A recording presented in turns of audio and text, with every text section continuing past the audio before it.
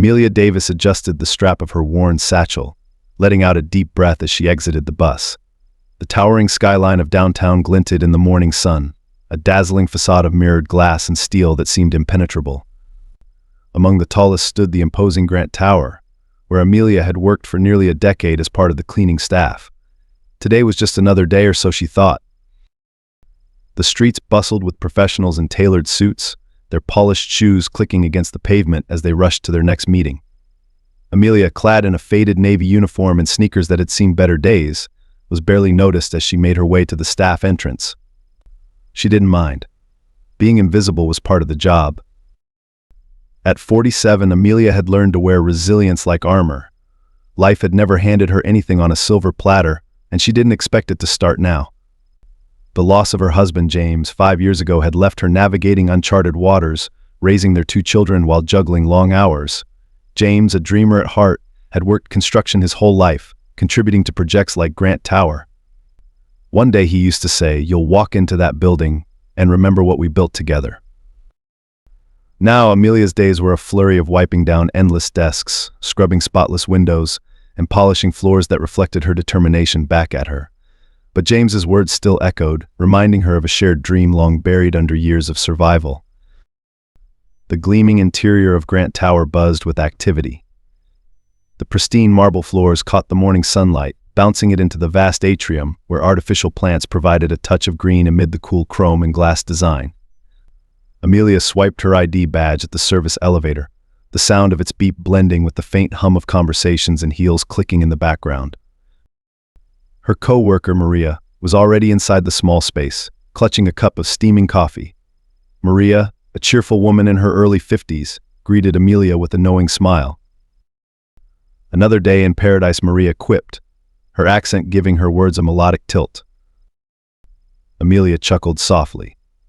If only paradise smelled like disinfectant and recycled air. Maria laughed, the sound hearty and grounding. "Well, at least we have each other, right?" The elevator climbed steadily, and the 2 women exchanged the usual morning banter. When it stopped on the 30th floor, Maria stepped off, leaving Amelia alone with her thoughts. She had the top floors to herself today, including the executive suites. Those floors were worlds apart from the staff spaces, where fluorescent lights buzzed and peeling paint betrayed the years of neglect. Amelia stepped into the penthouse floor, greeted by a hushed quiet that seemed almost sacred. The sprawling space was an architect's dream, with floor-to-ceiling windows offering panoramic views of the city. A single step onto the plush carpet muted any sound, as though the building itself demanded reverence. This was the realm of Richard Connors, the CEO of Grant Enterprises.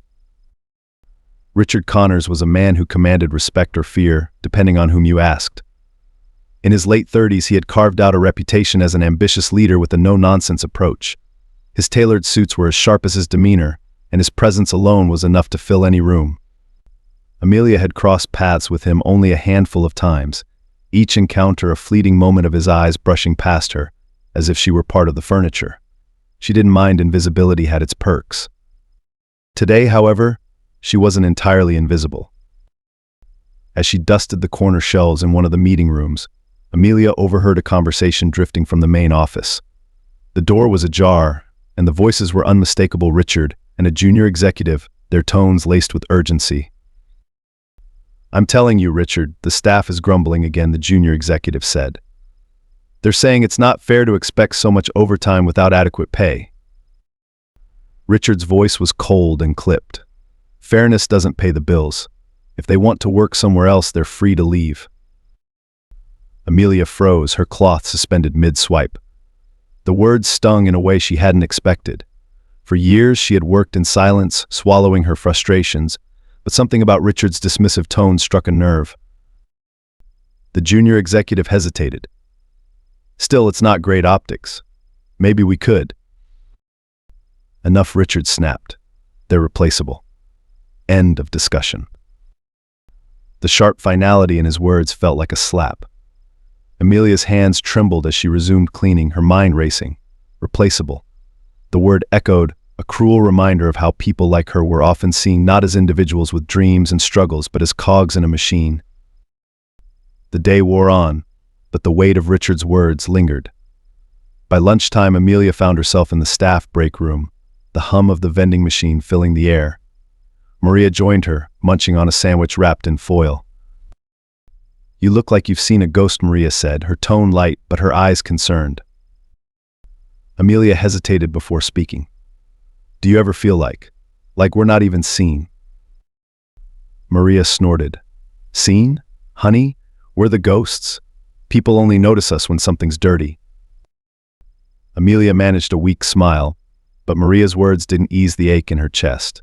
She had always known her work was undervalued, but hearing it articulated so bluntly by someone like Richard felt different. It was a reminder of just how deeply ingrained those attitudes were. As the afternoon stretched on, Amelia's resolve hardened. She couldn't let those words define her or the people she worked alongside. By the time her shift ended, she had made up her mind. If Richard Connors thought she and her colleagues were replaceable, it was time to remind him that they weren't. She didn't know what form her stand would take yet, but she knew one thing for certain: she wouldn't stay silent.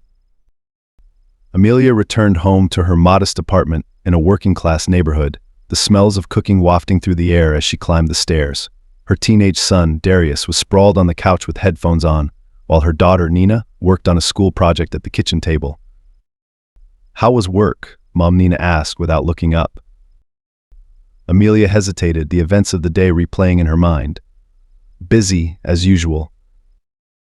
Nina looked up then, her young face earnest. "You work so hard, Mom. One day we're going to make things easier for you." Amelia's heart swelled with a mixture of pride and sadness. Her children were her world and everything she did was for them. But she didn't want them to carry the weight of her struggles. "You just focus on your studies," she said, brushing a kiss onto Nina's forehead. "That's all I need." As night fell, Amelia sat by the window with a cup of tea, gazing at the distant glow of the city skyline. Grant Tower stood among the lights, a beacon of everything she had endured and overcome. Her thoughts turned to James, his voice a faint whisper in her mind one day. "You'll walk into that building and remember what we built together." She didn't know how yet, but she vowed to honor his memory and her own worth. The world may see her as invisible, but she refused to disappear.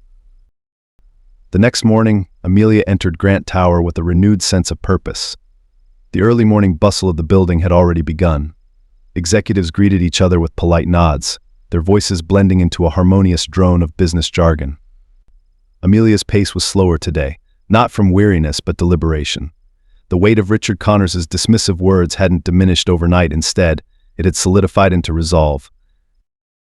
By the time she reached the 40th floor, she had rehearsed her speech a dozen times in her head. The staff lounge was buzzing with quiet chatter. Maria was at the coffee machine, joking with a younger janitor, Terrell, whose laughter was an infectious burst of energy in the room. "Morning, Amelia," Maria greeted, handing her a steaming cup of coffee. "What's got you so serious? You look like you're gearing up for battle." Amelia smiled faintly, taking the cup. "Maybe I am." Terrell raised an eyebrow, intrigued. "What's going on?"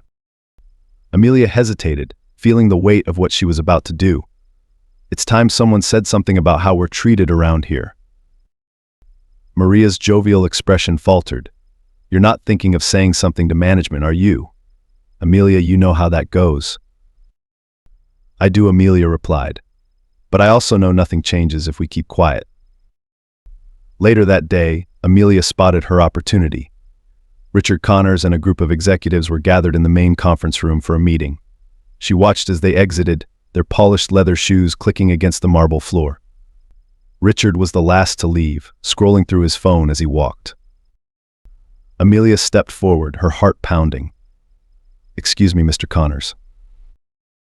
Richard barely glanced up, his focus still on the glowing screen. "Yes, what is it?"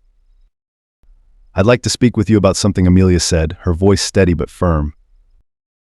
Richard finally looked up, his expression a mix of impatience and faint annoyance. "I'm very busy. Can this wait?" "No, sir, it can't," Amelia replied, standing her ground. "It's about the cleaning staff, about the way we're treated." Richard blinked, as though struggling to process the audacity of her words. "The cleaning staff? Is there a maintenance issue?" "It's not about maintenance," Amelia said. It's about respect. We work hard to keep this building spotless, but we're treated like we're invisible, like we're replaceable. Yesterday, I overheard you say exactly that. The surrounding hallway had gone quiet. A few employees lingered, their curiosity piqued. Richard's face darkened, his jaw tightening. You overheard a private conversation, did you? Amelia refused to back down. I did. And it's not just about what you said, it's the culture here. People like me, we keep this place running, but we're never seen. I'm here to ask you to change that. Richard's laugh was cold, sharp. Change? Miss, what's your name? Amelia Davis. Well, Miss Davis, let me be perfectly clear. You're not here to tell me how to run my company. You're here to clean. If you can't do that without creating a spectacle, perhaps you're not the right fit for this job. The dismissal in his tone stung, but Amelia stood tall. With all due respect, Mr. Connors, this building is as much ours as it is yours. We're not asking for handouts, we're asking for dignity. Richard's eyes narrowed, his patience clearly wearing thin. This conversation is over. Amelia didn't flinch. I'm not the only one who feels this way. Richard straightened his tie, giving her a pointed look. You are dismissed, Miss Davis. It wasn't until Richard walked away that Amelia allowed herself to exhale. Her hands trembled, but not from fear. Adrenaline coursed through her veins. She had said what she needed to say, even if it cost her everything. As she turned to leave, she noticed Maria and Terrell standing nearby, their faces a mix of shock and admiration. Maria mouthed a silent question, "Are you okay?" Amelia nodded, her determination unwavering. "It's not over yet," she whispered. The weight of Richard Connors' words lingered with Amelia long after she left the tower that day. She had always known there was a fine line between speaking up and crossing boundaries that could cost her livelihood, but this time her courage had felt different, urgent. The following morning brought confirmation of her worst fears when she received an official email. Her services were no longer required. No meeting, no explanation, just a bland notice ending her decade-long tenure. It stung, but deep down, she had expected it. Maria and Terrell were furious when they heard the news. "They can't just throw you out like this," Terrell exclaimed, pacing Amelia's living room later that evening. "You're one of the hardest workers there." "Of course they can," Amelia said with a resigned sigh. "That's the power they hold." "Power or not." "It's not right," Maria interjected, her tone sharp. "There's got to be a way to fight back." Amelia smiled faintly at her friend's passion. "Maybe, but right now I just need to figure out my next move." What she didn't tell them was that she had already begun looking for answers. There was something about the way Richard had dismissed her arrogant, but also nervous, that hinted at more beneath the surface. She had always thought of Grant Tower as just another corporate monolith, but recent events compelled her to dig deeper. The next day, Amelia found herself standing at the desk of Marjorie Bell, an old friend of her late husband who worked as a paralegal. Marjorie, a sharp woman in her early 50s with reading glasses perched on her nose, had always been a repository of practical wisdom. She looked up from her cluttered desk with a mixture of surprise and concern. "Amelia, what brings you here?" "I need your help," Amelia said, sitting across from her. She laid out the events of the past few days, her voice steady but laced with frustration. Marjorie listened intently, her brow furrowing. "I'm sorry you lost your job, but what do you need me to do?" "I want to know more about Grant Tower," Amelia said. "Specifically, about its ownership. My husband James used to talk about this building like it meant something to him. I always thought it was just pride in his work, but now I wonder if there's more to it." Marjorie leaned back, tapping her pen against the desk. "That's a tall order. Property records can be a maze, especially for buildings like that. But if James had a connection to it, there might be something worth uncovering." "Can you look into it?" Amelia asked. "Even if it's a long shot." Marjorie nodded. "I'll see what I can find." 3 days later, Marjorie called Amelia back to her office. The look on her face was unreadable, but the folder in her hand told Amelia there was news, big news. "You were right," Marjorie began, closing the door behind Amelia. "Your husband's connection to Grant Tower wasn't just pride, it was personal." Amelia's heart raced. "What do you mean?" Marjorie opened the folder, revealing a stack of documents. James wasn't just a worker on the construction team, he was an investor. It seems he put a significant amount of money into the project when it was first being built, and when the original developers ran into financial trouble, James's contributions gave him partial ownership of the building. Amelia stared at her, stunned. Ownership? You mean? You're a co-owner, Amelia Marjorie said, her voice firm. Your name is on the deed. The words hit Amelia like a tidal wave, equal parts disbelief and revelation. How? How is that possible? It's all here in the records, Marjorie said, sliding the documents toward her. James must have known this, but he never mentioned it to you. Amelia shook her head, her mind racing. James had always been a quiet man, preferring actions over words. It was just like him to leave her this legacy without fanfare. But why hadn't she known? Why hadn't she known? Why hadn't anyone told her? Marjorie's voice broke through her thoughts. This changes everything, Amelia. If you're a co-owner, you have rights. You're not just an employee they can discard, you're a stakeholder.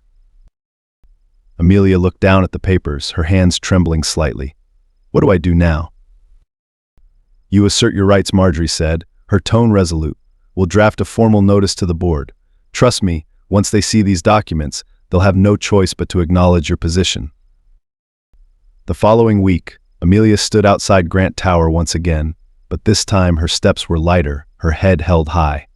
She clutched the folder Marjorie had given her, its contents the key to a new chapter in her life. Maria and Terrell were waiting for her at the entrance, their faces lit with curiosity and concern. You sure about this? Maria asked, squeezing Amelia's hand. More than ever, Amelia replied. They thought they could silence me. Now, it's my turn to speak. The three of them entered the building together, drawing curious glances from employees who recognized Amelia. News of her firing had spread quickly, and her sudden reappearance added an air of intrigue to the usual routine. In the executive conference room, Richard Connors sat at the head of the table, surrounded by the board of directors. The meeting was interrupted by a sharp knock at the door, followed by the arrival of the receptionist, who looked visibly nervous. Mr. Connors, there's someone here to see you, she said. I'm in a meeting, Richard replied curtly. Tell them to wait. The receptionist hesitated. It's Amelia Davis. The room fell silent. Richard's expression darkened, but before he could respond, the door opened, and Amelia walked in, her presence commanding attention. Maria and Terrell waited just outside, their silent support giving her strength. Richard stood, his irritation barely masked. Miss Davis, this is highly inappropriate. You. Save it, Amelia interrupted, her voice firm. She placed the folder on the table and slid it toward him. You might want to read this before you say another word. Richard frowned but opened the folder, flipping through its contents.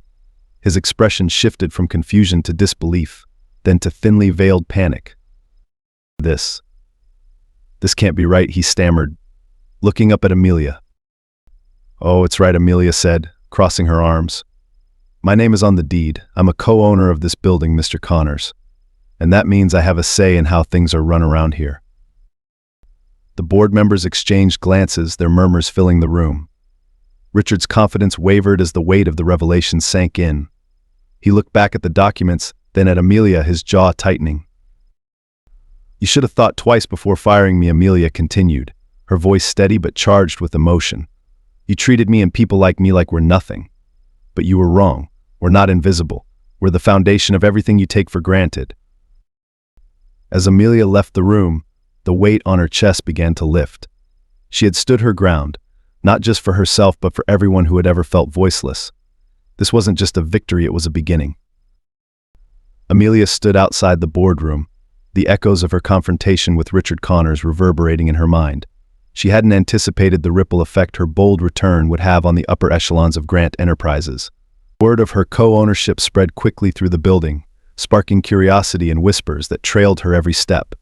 It was as though she had stepped out of the shadows and into the spotlight, no longer just a cleaner but a force to be reckoned with. Inside the boardroom, the executives exchanged uneasy glances as Richard Connors paced back and forth, his earlier composure unraveling. One of the directors, an older man with a balding head and sharp eyes, cleared his throat. "Richard, is it true? Does Mrs. Davis really hold a stake in this building?" Richard slammed the folder shut and tossed it onto the table. "Apparently, yes, but this doesn't change anything. She's a cleaner, not a decision maker." "That cleaner," the director replied, his tone laced with disapproval, "is now one of our shareholders. We can't ignore her, Richard. Legally, she has rights." Richard shot him a glare. "I'm aware of that, Henry. Thank you."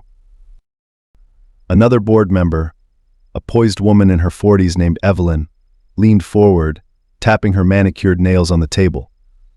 "What I don't understand is why we weren't aware of this before. How did her name end up on the deed without anyone flagging it?" "It doesn't matter how," Richard snapped. "What matters is how we handle it now." Outside the boardroom, Amelia waited patiently as Maria and Terrell hovered nearby, their expressions a mix of awe and apprehension. "I still can't believe it," Maria whispered. "You own part of this place. Part of Grant Tower." "Feels surreal, doesn't it?" Amelia replied with a faint smile. But underneath her calm exterior, her mind churned with the weight of what came next. "You're going to change things, right?" Terrell asked eagerly. "Make it better for everyone." Amelia nodded slowly. "That's the goal. But first, I need to make sure they take me seriously." At that moment, the boardroom door opened, and Evelyn stepped out. Her eyes met Amelia's, and there was a flicker of curiosity mixed with professional caution.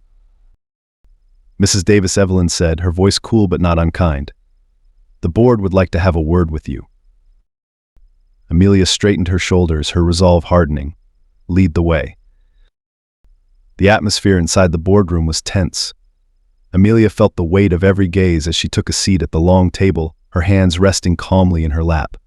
Richard remained standing, his posture rigid, while the other board members studied her with varying degrees of interest and skepticism. Mrs. Davis, Henry began, his voice measured. "First, let me say that we're as surprised by this revelation as you likely are.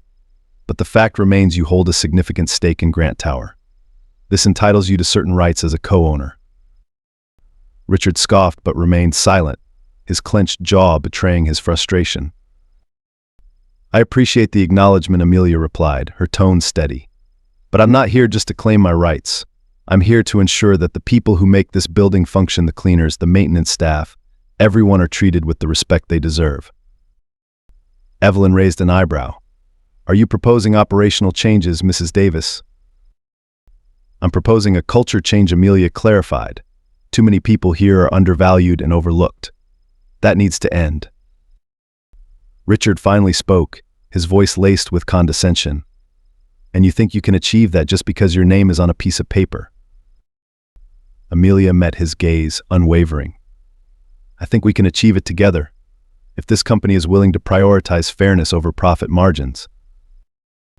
The room fell silent for a moment, the weight of her words hanging in the air. Henry exchanged a look with Evelyn, who seemed to be considering something. "Mrs. Davis," Evelyn said finally, "while I admire your conviction, implementing such changes isn't as simple as it sounds. It requires time, resources, and frankly, buy-in from leadership." "Then let's start with leadership," Amelia countered. "Acknowledge the contributions of the staff. Establish better wages and working conditions. Set an example for the entire industry." Richard chuckled dryly. "Do you have any idea how much that would cost?" "No more than what it costs to maintain this boardroom," Amelia shot back. Her voice was calm but firm, her determination cutting through the tension like a blade.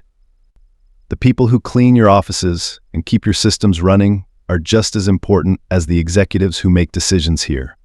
If this company can't see that, it's failing on a fundamental level." The meeting ended with no concrete resolutions, but Amelia had made her point. As she left the boardroom, she could feel the weight of the board members' eyes following her, their silence a testament to the power of her words. Outside, Maria and Terrell were waiting, their faces eager with anticipation. "How did it go?" Maria asked. They listened, Amelia said simply. "For now, that's enough." But she knew this was only the beginning. Her fight wasn't just about her. It was about everyone who had ever been made to feel invisible.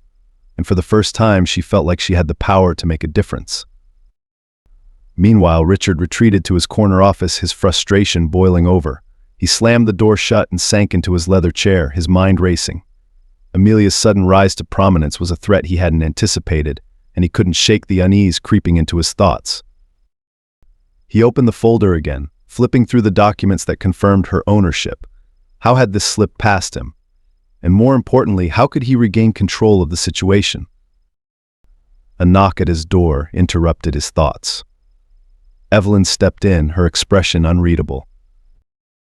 "Richard," she said, closing the door behind her, "we need to talk." "About what?" "About the future of this company," Evelyn replied. "Amelia Davis isn't just a co-owner now, she's a symbol. If we ignore what she's saying, we risk alienating not just the staff, but the public. And with the way news travels these days, that could be disastrous." Richard scowled. "So what? You want us to hand over the reins to her?" "No," Evelyn said firmly. "But we need to find a way to work with her, not against her." Richard leaned back in his chair, his mind churning. He wasn't ready to concede defeat, but he also knew that fighting Amelia head-on could backfire. For the first time in his career, he felt the ground shifting beneath him, and he didn't like it one bit. As Amelia left the tower that evening, the city lights glittering against the darkening sky, she felt a sense of clarity she hadn't experienced in years. The path ahead was uncertain, but she was ready to face whatever came next. For her family, for her colleagues, and for herself. This wasn't just about standing up, it was about building something better. And for the first time, she truly believed it was possible. Amelia's days quickly turned into a whirlwind of meetings, strategy sessions, and uneasy alliances. News of her co-ownership rippled beyond the walls of Grant Tower, catching the attention of local media. Reporters reached out, intrigued by the story of a former cleaner now standing as a shareholder of one of the city's most prominent buildings. Amelia politely declined interviews, choosing instead to focus on the real work ahead. Inside the tower, the tension between Amelia and Richard Connors grew palpable. Their exchanges during board meetings were curt, with Amelia unwavering in her calls for change and Richard clinging stubbornly to his old ways. "What you're proposing is impractical," Richard said during one particularly heated meeting. "We're running a business, not a charity." "I'm not asking for charity," Amelia replied, her voice calm but firm. "I'm asking for fairness. If you expect people to give their best, you need to treat them like they matter." Richard leaned back in his chair, his jaw tightening. "You think raising wages and improving working conditions will magically make this company more successful? It'll bleed us dry." Evelyn, seated across from Richard, cleared her throat. "Actually, studies show that companies with better employee satisfaction often see higher productivity and lower turnover rates. It's not charity, it's smart business." Amelia shot Evelyn a grateful look. It was moments like these that reminded her she wasn't entirely alone in this fight. As the weeks passed, small victories began to accumulate. Amelia's insistence on fair treatment led to the formation of a staff advisory committee, giving employees a voice in decisions that affected them. It was a modest start, but for many, it was the first time they felt heard. Terrell was among the first to join the committee. "You're really shaking things up, Amelia," he said one afternoon as they reviewed proposals from staff. "People are finally starting to believe things can change." "That's the goal," Amelia replied with a smile. But even as she celebrated these wins, she knew the battle was far from over. Richard's resistance loomed large, and she could sense his frustration growing with each step forward she took. One afternoon, as Amelia walked through the atrium on her way to another meeting, she spotted Richard speaking with a group of executives near the marble fountain. His tone was sharp, his gestures animated. Amelia paused, staying out of sight as she listened. "We can't keep letting her dictate the agenda," Richard was saying. "She's turning this place into a circus." One of the executives, a man with silver hair and a measured demeanor, responded cautiously. "She's not dictating, Richard. She's pointing out things we've ignored for too long. Maybe it's time we listened." Richard scoffed. "Listening won't fix this. She's out of her depth." Amelia's chest tightened, but she refused to let his words deter her. If anything, they fueled her resolve. She stepped into view, her presence immediately silencing the group. out of my depth. Am I, she said, her tone cool but cutting. Richard turned, caught off guard. His colleagues exchanged uneasy glances, clearly uncomfortable with the confrontation. I've spent years cleaning up after this building, Amelia continued, her gaze locked on Richard, and I've learned more about its foundation, about what holds it together, than you ever will. So don't mistake my position for weakness. I'm here to stay. Without waiting for a response, Amelia walked away, her footsteps echoing in the stunned silence. The encounter marked a turning point. Richard's attempts to undermine Amelia only highlighted her strength, earning her respect among the staff and even some board members. Yet Amelia knew the road ahead was still steep. Change was never easy, but she was ready to fight for it one step at a time. Amelia stepped into the grand meeting hall of Grant Tower, her resolve as solid as the building's steel foundations. Today was a pivotal day, the culmination of weeks of debates, presentations, and hard-won concessions. The staff advisory committee she had pushed for was now fully operational, and its proposals were the first items on the agenda for the quarterly board meeting. As she walked past rows of employees and executives filing into the room, she noticed something different, a sense of anticipation, even hope. Whispers of "she's really doing it, and this is what we've needed" reached her ears, and she allowed herself a brief smile. This wasn't just about her anymore, it was about everyone who had ever felt silenced or overlooked. Inside the boardroom, Richard Connors sat at the head of the table, his expression a carefully crafted mask of neutrality. Evelyn and Henry were already in their seats, reviewing notes. Other board members greeted Amelia with polite nods, their earlier skepticism tempered by the undeniable impact of her efforts. "Good morning," Amelia said as she took her place at the table. Her voice was calm but carried the weight of her newfound authority. "Let's get started." The first item of discussion was the proposal for improved wages and benefits for all building staff. Amelia had spent countless hours with the advisory committee crafting the plan, ensuring it was both fair and financially viable. She had anticipated resistance, and Richard didn't disappoint. "This is completely unsustainable," Richard said, his tone clipped. "If we increase wages across the board, where does it end? Do we keep raising them every year until we're bankrupt?" Amelia met his gaze steadily. "This isn't about empty gestures. It's about recognizing the value of the people who keep this building running.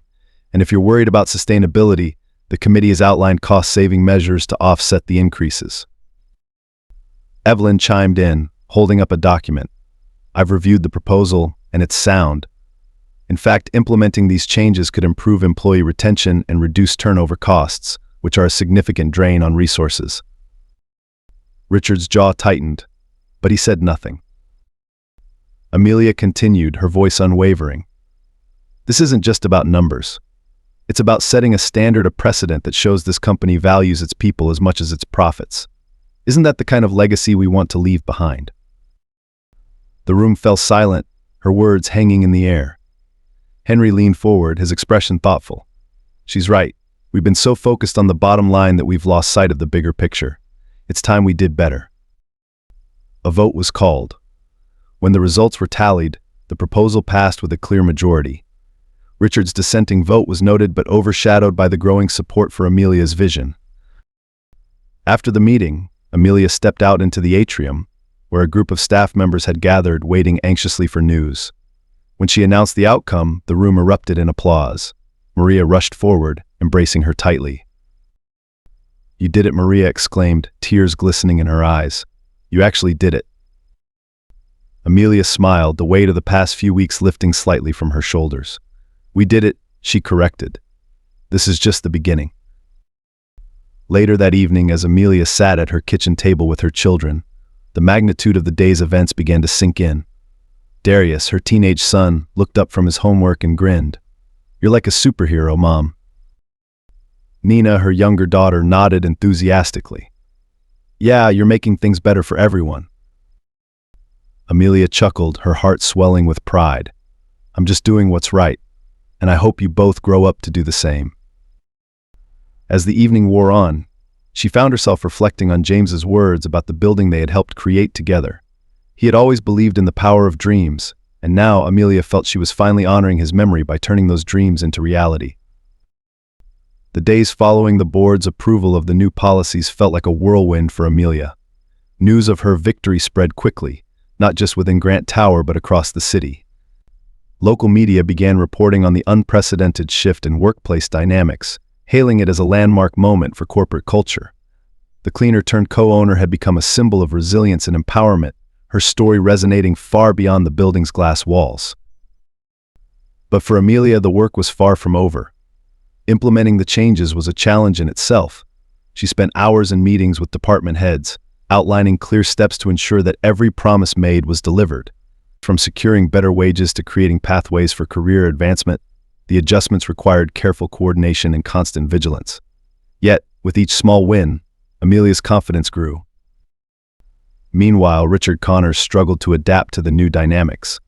For years, he had thrived on a leadership style rooted in control and unquestioned authority.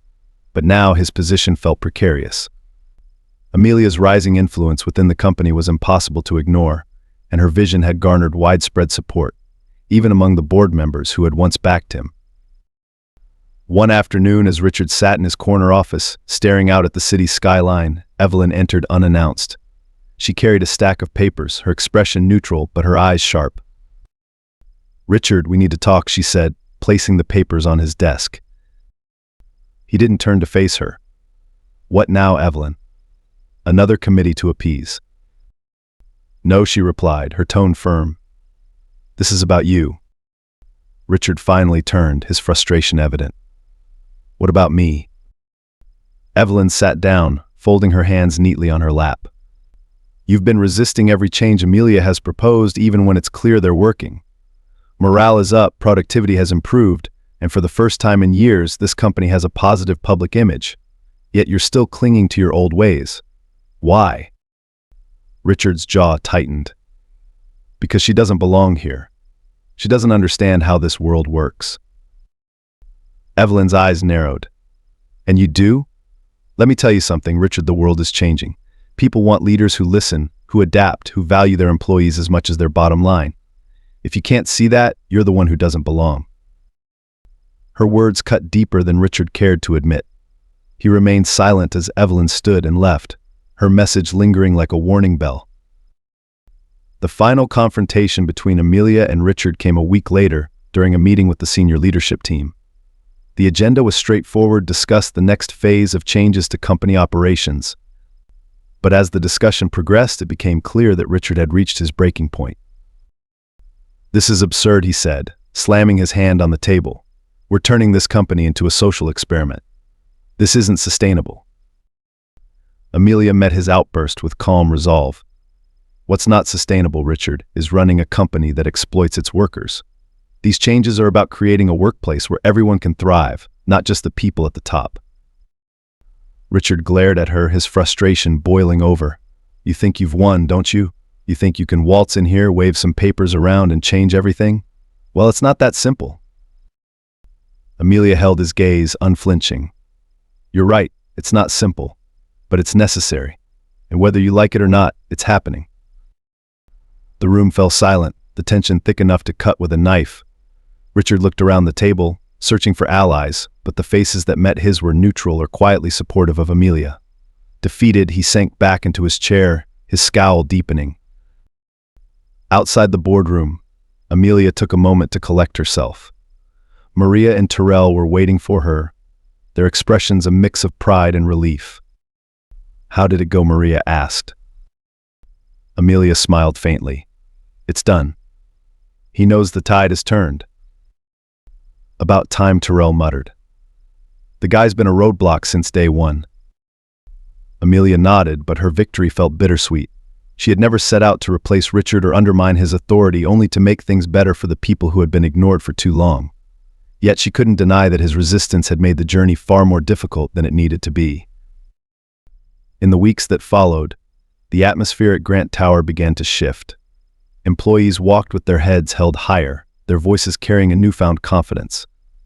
The Staff Advisory Committee became a cornerstone of the company's operations, ensuring that every decision considered the needs and perspectives of all workers. New policies were implemented, from improved health benefits to career development programs, and the impact was immediate. One morning, As Amelia walked through the atrium, she was stopped by a young woman from the cleaning staff. The woman, whose name tag read Jasmine, looked nervous but determined. "Mrs. Davis," Jasmine said, "I just wanted to say thank you for everything you've done. I've been working here for 3 years, and this is the first time I've felt like I actually matter." Amelia's throat tightened with emotion. "You've always mattered, Jasmine. I'm just glad the company is finally recognizing it." Amelia's transformation from cleaner to co-owner wasn't just a personal triumph, it was a reminder of what could be achieved when courage met opportunity. But as she reflected on her journey, she knew her success wouldn't have been possible without the people who had supported her along the way: her late husband, whose faith in her had never wavered; Maria and Terrell, whose loyalty had been a constant source of strength; and even Evelyn, whose pragmatic guidance had helped bridge the gap between idealism and reality. As the sun set over the city, Amelia stood at the edge of Grant Tower's rooftop garden, gazing out at the skyline. The wind carried the faint hum of traffic below, mingling with the rustle of leaves from the neatly trimmed hedges. She thought of James and his words about building something meaningful, something lasting. "You were right," she whispered, a smile tugging at her lips. "We built something incredible." The sound of footsteps pulled her from her thoughts. She turned to see Richard approaching, his hands in his pockets and his expression subdued. "Mind if I join you?" he asked. Amelia nodded, and they stood in silence for a moment, the city stretching out before them. "I've been thinking," Richard began, his voice quieter than she'd ever heard it. "Maybe I've been looking at this the wrong way. I've spent my whole career focused on numbers, on efficiency. But you've reminded me that a company is more than that. It's the people who make it work." Amelia regarded him carefully. "It's never too late to change, Richard, but it takes more than words." He nodded, a faint smile breaking through his usual stoicism. "I'm willing to try." It wasn't a perfect reconciliation, but it was a start. For Amelia, that was enough. Months later, Grant Tower stood as a symbol of transformation, not just in its sleek design, but in the values it now embodied. And at its heart was Amelia Davis, a woman who had refused to be invisible, who had turned adversity into opportunity and left a legacy of hope and change. As she walked through the bustling atrium one last time, heading out to meet her family, Amelia felt a deep sense of peace. The journey had been difficult, but it had been worth it. And as she stepped into the golden light of the setting sun, she knew she had honored James's dream and her own.